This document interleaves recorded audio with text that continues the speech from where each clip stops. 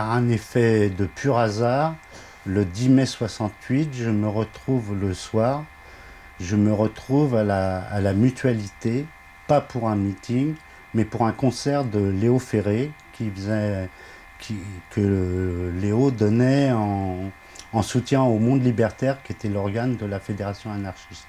Et c'était un concert qui avait été reporté à 2 reprises.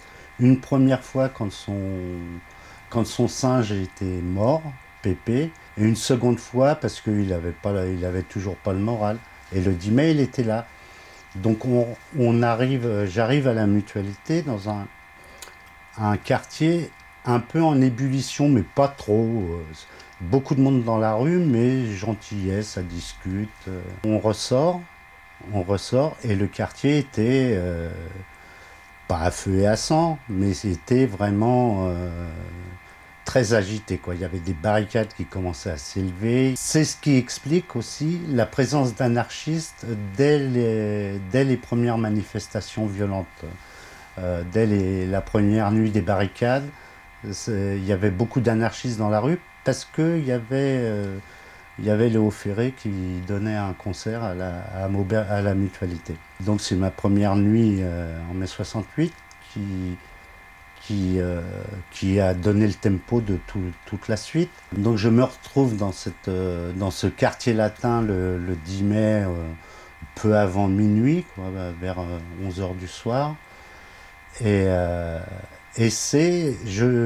je vis la Commune de Paris, quoi. Je vois des barricades et je me dis, ça y est, on est dedans et ça se passe, ça se passe.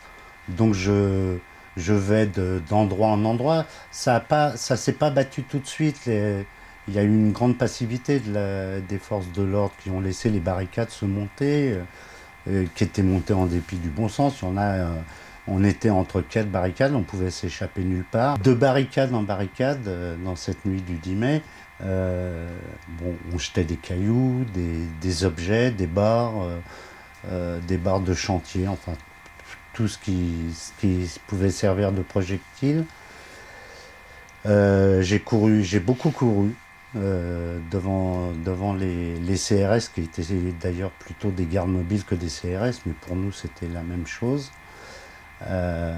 J'ai vu des matraquages, moi j'en ai pas été victime, mais parce que je courais peut-être un peu trop vite et trop tôt.